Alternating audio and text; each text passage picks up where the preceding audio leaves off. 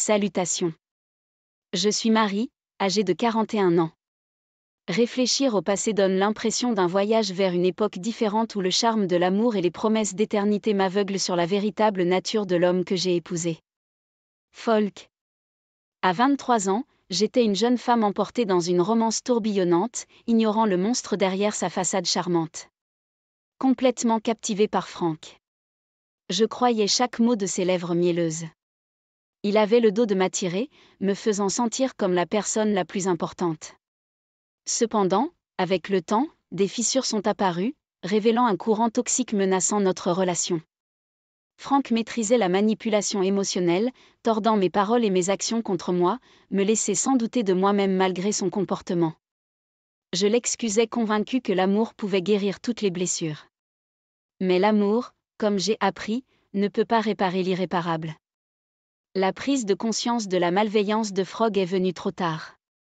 Il a mis en œuvre un plan astucieux pour me tromper, obtenant à tort son nom sur le titre de propriété de ma maison bien-aimée, mon sanctuaire, symbole d'indépendance et de succès durement acquis.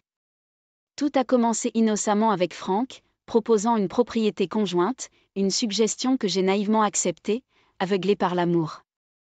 À mon insu, il a manipulé des documents légaux en utilisant ma confiance comme une arme pour contrôler ma propriété. Le jour où j'ai découvert sa tromperie a été un cruel coup du sauve dénouant le filet de mensonges. Plongeant dans les subtilités juridiques, j'ai découvert la froide vérité. Ma maison, autrefois un havre, n'était plus seulement la mienne, mais la sienne. Les fondations sous mes pieds se sont effondrées, me laissant suspendue dans un vide d'étonnement et de trahison. Je me souviens l'avoir affronté la bête, mon cœur battant dans ma rassemblant chacun de courage. Je l'ai confronté à propos de sa nature trompeuse. L'air était chargé de tension alors que nos regards se croisaient, ses yeux dénués de remords. Comment as-tu pu me faire ça ? 5. Comment as-tu pu trahir l'amour que nous partagions votre foi ? Franck esquissa un sourire cruel, intendu de ses lèvres me faisant frissonner. Oh Marie, tu as toujours été si naïve, si crédule. As-tu réellement cru que je t'aimais ? Tu n'étais rien de plus qu'un jouet pour moi, un passe-temps pour m'amuser. Ces paroles m'ont traversée comme une lame, me laissant stupéfaite et baissée.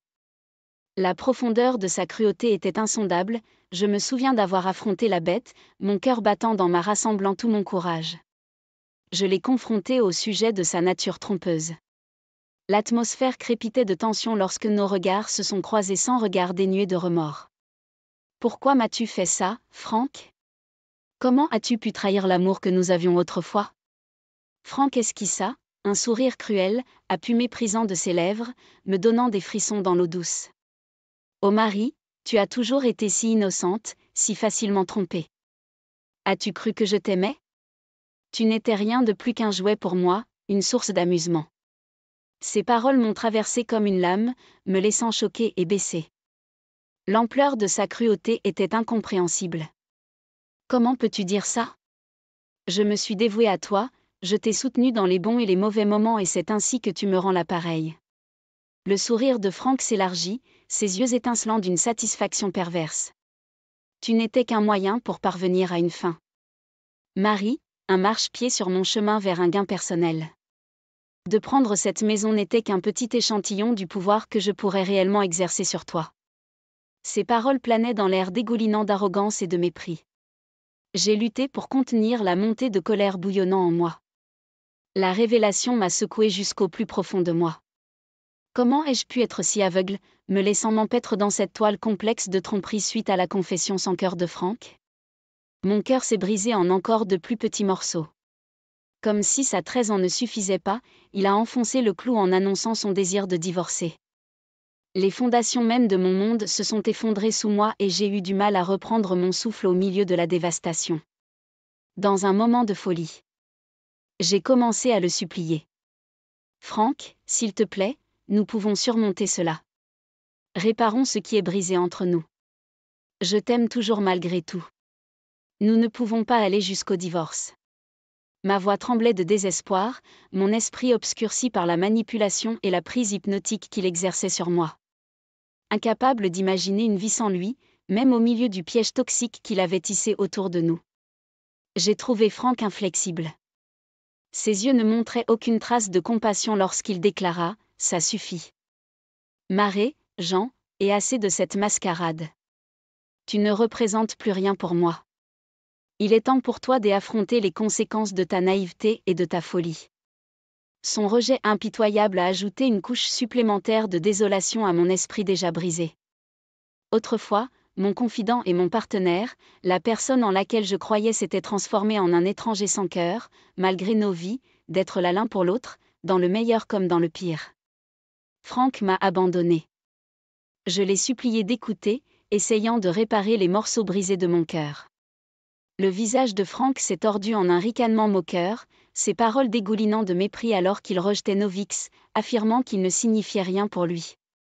Selon lui, je n'étais qu'un pion dans son jeu et il prenait plaisir à utiliser et manipuler mes émotions.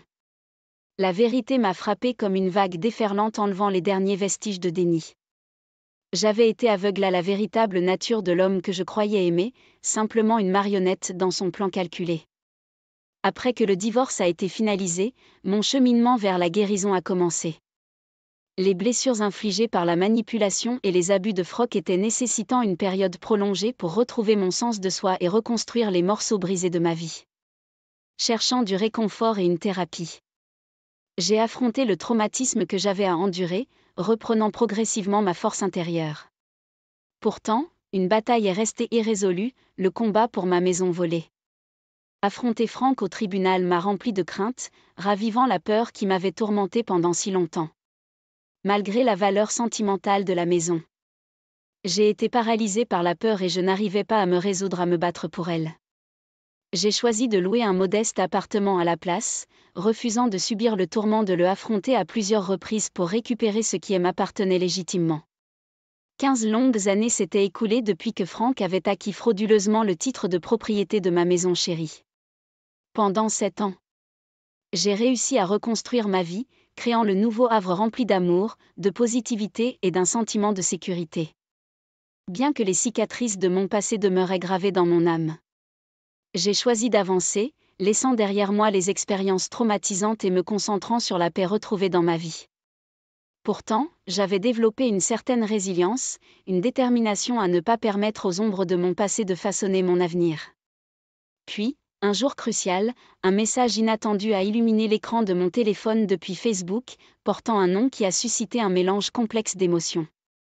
Benjamin, mon ex-beau-père.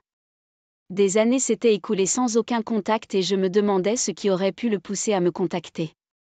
Maintenant, la curiosité s'entremêlait à l'appréhension alors que je dépliais le message incertaine de son contenu. Les mots qui ont accueilli mes yeux portaient un mélange de remords et de sincérité. Marée. J'espère que ce message vous parliez en bonne santé. Le poids de la culpabilité m'a pesé pendant trop longtemps. Reconnaissant le rôle que j'ai joué dans l'injustice que vous avez subie, je m'excuse profondément de ne pas vous avoir cru plus tôt. Le vrai caractère de Franck m'est apparu, prouvant que vous disiez la vérité depuis le début. C'était lui qui était abusif et manipulateur, pas vous ? Je le vois maintenant. Je suis sincèrement désolée de ma méfiance. Bien que le passé ne puisse être modifié, je suis impatient de réparer et de demander votre pardon. Rencontrons-nous et rattrapons le temps perdu avec amour. Benjamin. Une vague d'émotions contradictoires m'a submergée. Le doute, la prudence, mais un éclat d'espoir, est-ce là une véritable chance de réconciliation ? J'avoue que j'étais plus que intriguée par la révélation de ce qui avait incité Benjamin à confronter le comportement de son fils. Après mûre réflexion, j'ai accepté de rencontrer Benjamin, armé à la fois de scepticisme et de détermination inébranlable. Nous avons convenu de nous retrouver dans un lieu public, assurant ainsi ma sécurité et minimisant le risque de tomber dans un piège tendu par mon ex-mari abusif. Alors que j'étais assise en face de Benjamin, les années marquées sur son visage servaient de rappel du temps écoulé. Il parlait d'une voix chargée de remords et de regrets. Marée. Je te présente mes excuses sincères pour la douleur que tu as endurée et pour mon rôle dans tout cela. La vérité est: je n'ai jamais eu l'intention de te voir blessé, mais j'ai été faible et j'ai permis à l'influence de Franck de broyer mon jugement. Il a manipulé la situation, exploitant ma confiance et me convainquant que le divorce était entièrement de ma faute. Cependant, après toutes ces années. Je ne pouvais m'empêcher de penser qu'il était en fait fautif depuis le début. Je t'ai supplié, te pressant désespérément, de croire en ma vérité. Mais tu es restée indifférente. Marée, ma chère. C'est mon fils et moi, bêtement cline à faire confiance à ses paroles plutôt que tiennes. Je vois maintenant l'erreur de mes façons. Qu'est-ce qui a changé ta perspective? Qu'est-ce que Franck a fait pour que tu vois enfin la vérité? Mettant tous sur la table d'accord. Je ne suis plus de la première jeunesse et mon temps touche à sa fin. Mon foie est en train de lâcher et les médecins affirment qu'il n'y a aucun remède. C'est une lutte prolongée.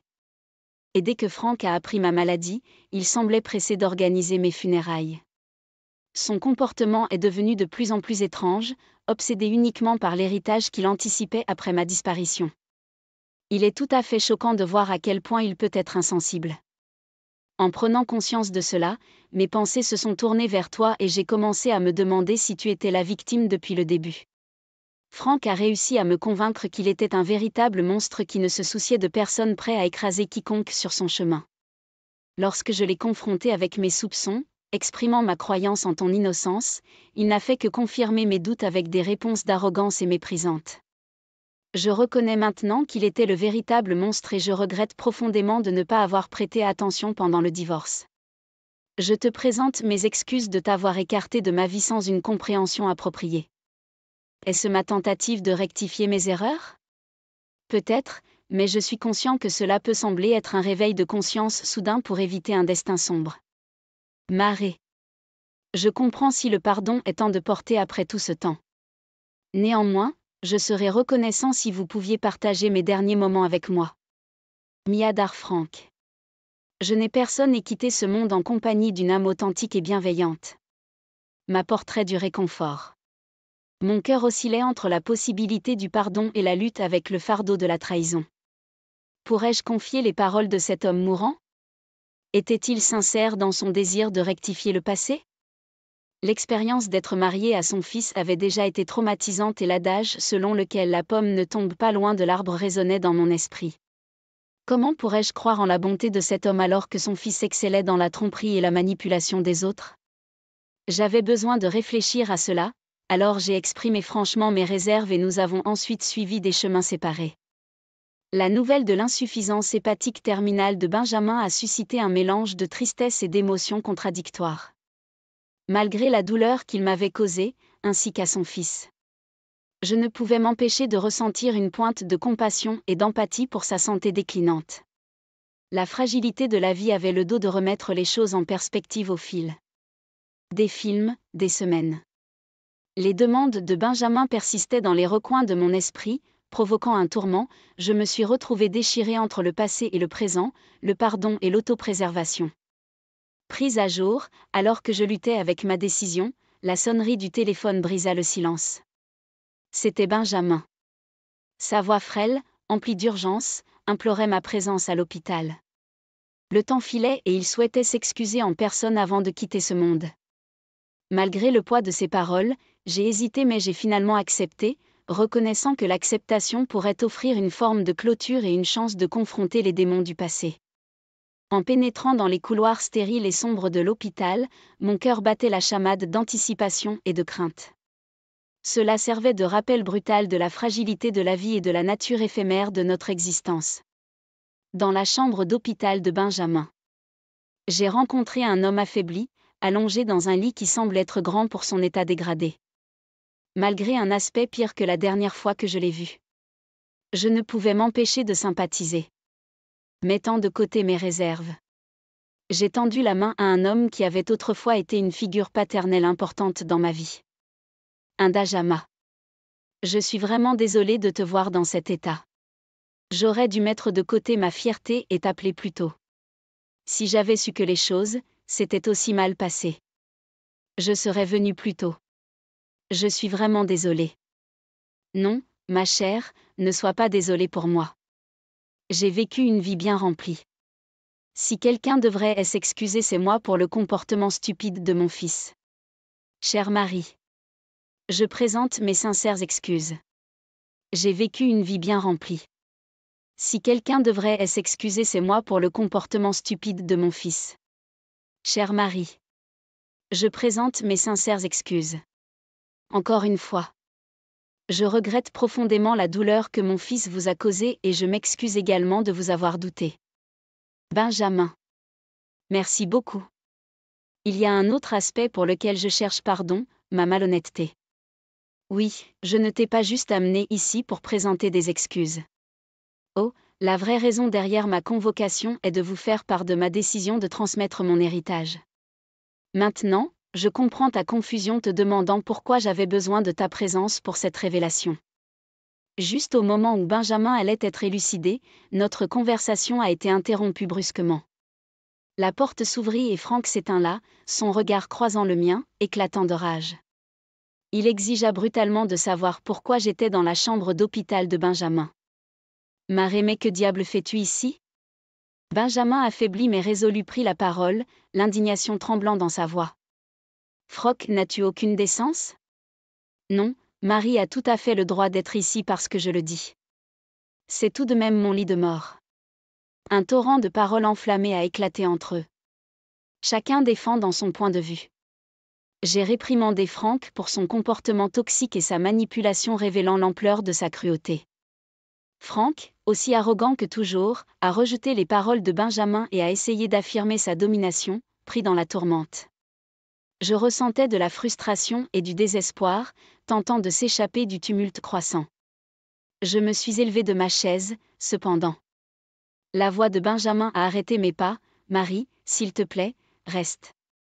Ou non, cette question d'héritage te concerne. Tu as assez enduré et il est temps que je déclare mes véritables intentions et tente des réparations. À contre-kir. J'ai repris ma place, mal à l'aise de la présence de Franck. Pourtant, j'ai compris que ce moment avait le potentiel de clore, d'aborder le passé et de préparer le terrain pour un nouveau chapitre. D'un profond souffle, Benjamin commença à exposer les détails de son héritage. Alors que ses paroles se posaient dans l'air, l'étonnement m'a submergé. Il révéla que sa fortune considérable, près de 6 chiffres, devait m'être attribuée. Avazodé. J'ai eu du mal à saisir l'ampleur de sa révélation. Benjamin, savoir paix d'un mélange de regret et de détermination, a révélé un secret qu'il avait gardé pendant des années, une richesse importante destinée à ses futurs petits-enfants. Cependant, la dissolution de mon mariage avec Franck a perturbé ce plan, créant un vide là où les rêves d'une famille prospère s'épanouissaient autrefois. Le véritable héritier aurait dû être le fils de Franck, Benjamin, mais en découvrant la véritable nature de Franck, Benjamin ne pouvait supporter l'idée que sa fortune durement gagnée tombe entre les mains d'un individu toxique. Au lieu de cela, Benjamin a choisi de rediriger son héritage, plaçant toute sa confiance en moi. Franck, incapable de contenir sa colère et son sentiment de droit, a éclaté dans une crise de rage. Sa voix résonnait dans la chambre d'hôpital alors qu'il dénonçait véhémentement l'injustice, revendiquant avec patience son droit à la fortune qu'il croyait être légitimement la sienne. C'est scandaleux. Tout cet argent devrait être le mien. Je le mérite. Restant calme, mon regard fixé sur Benjamin. J'ai reconnu le poids de sa décision. Cet héritage ne concernait pas seulement un gain financier. C'était un témoignage de sa croyance en ma vérité, ma force et ma résilience. C'était une reconnaissance de la douleur et de la souffrance que j'avais à endurer et des étapes que j'avais franchies pour reconstruire ma vie avec une voix ferme et résolue. Benjamin l'a répondu à l'explosion de Franck. Franck, tu as prouvé maintes et maintes fois que tu n'es pas digne de cet héritage. Il était censé être transmis aux générations futures, mais ton comportement toxique a jamais rompu cette possibilité. Après toutes ces années à analyser ton caractère dégoûtant, je crois en arrêt. Elle a prouvé être une personne intègre et compatissante malgré l'enfer que tu lui as fait vivre. C'est elle qui portera le flambeau de mon héritage et c'est définitif. Je voulais juste que vous l'entendiez de ma bouche. La pièce est tombée dans un silence, posant le poids des paroles de Benjamin planant dans l'air. La vérité de sa décision et les implications se sont abattues sur nous, chacun luttant avec sa signification. Pour moi, c'était un tournant inattendu, une validation de la force que j'avais trouvée en moi-même. Mais plus que cela, c'était un nouveau sentiment de sécurité, une chance de reprendre ce qui m'avait été volé et de forger un avenir plus radieux. Quant à Frank, ses cris de protestation sont tombés dans l'oreille d'un sourd. Le monde, dans sa justice implacable, a refusé de payer à ses désirs. La réalisation que ces actes toxiques l'avaient séparé de l'héritage même qu'il croyait être son droit de naissance semblait lui apparaître ne serait-ce que pour un bref instant. Peu de temps après toute cette situation, Benjamin est décédé, nous laissant dans un état vraiment dévastateur chaque jour. Je désire profondément sa présence, entouré du bourdonnement des voitures qui marquent la conclusion de ce voyage tumultueux. Fidèle à sa valeur, tout l'héritage qu'il a méticuleusement accumulé m'est légitimement revenu, tel que stipulé dans son testament. Les vaines batailles légales de Frank pour revendiquer sa part qu'il estimait légitime se sont avérées vaines. Les intentions de Benjamin étaient fermes et ses souhaits ont été fidèlement exécutés. Prenant en compte les préoccupations persistantes posées par Frank, j'ai pris des mesures proactives pour assurer ma sécurité et ma tranquillité d'esprit. Des mesures de sécurité supplémentaires ont été mises en place, formant un bouclier contre tout dommage potentiel qu'il pourrait causer. Je refuse de laisser la peur dicter ma vie plus longtemps. Alors que les jours se transforment en semaines et les semaines en mois, le poids de l'héritage s'installe sur moi comme un phare d'espoir, introduisant de nouvelles possibilités. Un contraste frappant. Frank se débat avec la dure réalité de ses actions. La magnitude de ce qu'il m'a volé allait en comparaison de ce que j'ai finalement gagné. La réalisation que ses manipulations et son comportement toxique l'ont conduit sur un chemin d'isolement et de désespoir commence à s'enfoncer. Pendant 7 ans, je trouve du réconfort dans la sécurité et la liberté nouvellement acquises grâce à l'héritage, ayant pour objectif un avenir plus radieux. Je prévois de déménager et de me lancer dans un nouveau chapitre dans un autre état. Les ombres de mon passé ne me retiendront plus prisonnière et les échos de la voix de Frank s'estamperont dans la mémoire lointaine. Réfléchissant aux épreuves endurées, un profond sentiment de gratitude m'envahit. La richesse héritée n'est pas simplement un moyen pour atteindre un objectif, mais un catalyseur de transformation, une pierre angulaire pour réaliser mes rêves et ambitions. Une pierre angulaire pour réaliser mes rêves et ambitions. Je ne suis plus définie par les cicatrices de mon passé, mais renforcée par la force découverte en moi-même. La femme qui a autrefois épousé précipitamment Frank, aveuglée par l'amour et la naïveté, s'est transformée en une force redoutable. Revenant de ses cendres, inflexible dans ma quête de bonheur et des accomplissements, je ne suis plus enchaînée par les échos